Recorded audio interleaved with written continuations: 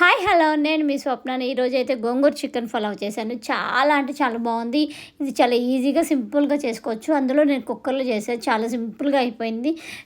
ఈ గోంగూర చికెన్ పలావ్ తింటుంటే ప్రతి ఒక్క ముద్దలో ఆ గోంగూర ఫ్లేవర్ చాలా బాగా తెలుస్తుంది. ఇప్పుడైతే గోంగూర కూడా బాగా ఎక్కువగా అవైలబుల్లో దొరుకుతుంటుంది కదా, సో ఒకసారి ఖచ్చితంగా ట్రై చేయండి.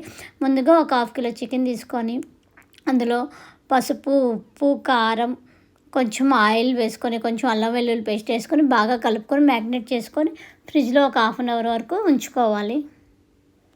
లేదంటే బయటైనా ఒక 1/2 అవర్ వరకు ఉంచేసుకోవచ్చు. ఇప్పుడు ఒక కట్ట గోంగూర తీసుకొని శుభ్రంగా కడుక్కొని ఒక బౌల్లోకి తీసుకొని అందులో 4-5 పచ్చిమిరపకాయలు, కొంచెం ఆయిల్ కూడా తీసుకొని ఒక 10 నుంచి 15 నిమిషాల వరకు స్టవ్ మీద పెట్టుకొని ఆ గోంగూర మగ్గే వరకు ఉంచుకోవాలి.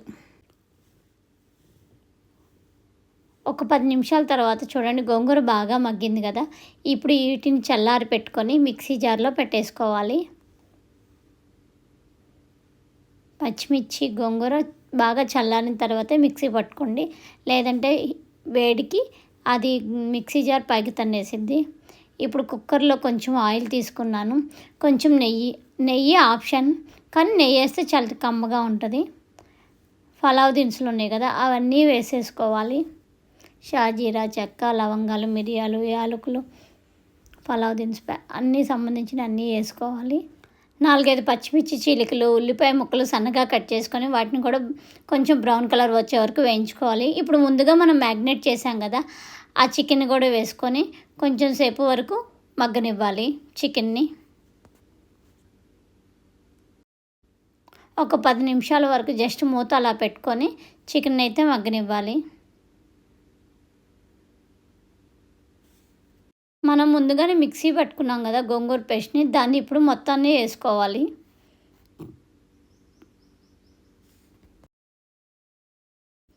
ఇప్పుడు గోంగూర చికెన్ని మొత్తాన్ని ఒకసారి కలుపుకోవాలి. గోంగూర చికెన్కి బాగా పట్టేటట్లుగా ఉండాలి. చికెన్లో కొంచెం వాటర్ వచ్చే వరకు బాగా మగ్గనివ్వాలి.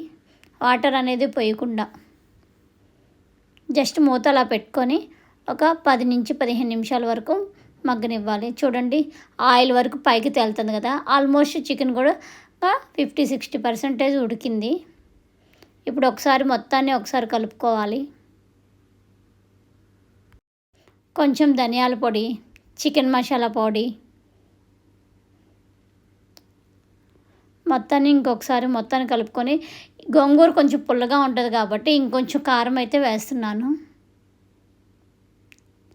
ఇప్పుడు రైస్ కూడా వేస్తున్నా కాబట్టి రైస్కి సరిపడా ఉప్పు కూడా వేయాలి. మళ్ళీ మొత్తాన్ని ఒకసారి కలుపుకోవాలి.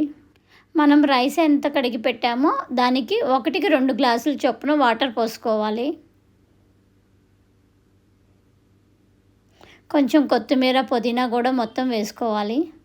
మొత్తాన్ని ఒకసారి కలుపుకొని ఉప్పు సరిపోయిందో లేదో చూసుకోవాలి. ఓకే, ఉప్పు అయితే సరిపోయింది. ఇప్పుడు బియ్యం కడిగి పెట్టుకున్నా కదా, ఆ బియ్యాన్ని కూడా నేనైతే మామూలు రైసే పెట్టుకున్నాను, బాస్మతి రైస్ పెట్టుకోలేదు. కుక్కర్ విజిల్ 3 వచ్చే వరకు ఉంచుకోవాలి.